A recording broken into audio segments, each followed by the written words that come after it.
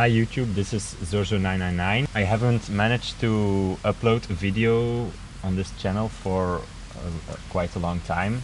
That's mainly because I have a lot of work for school and I don't live at home anymore, at least not in the weeks, so I don't have a lot of time to make stuff with Lego. But I managed to make a video of this project. It's actually something that's been laying around in my room for quite some time. I think 1 or 2 years ago I made a robotic fish out of Lego, but I didn't manage to make it waterproof, so I couldn't swim with it or stuff. So I decided to take the mechanism of the tail and built it into this boat. I have some footage from the mechanical fish. I'll put it somewhere in the video.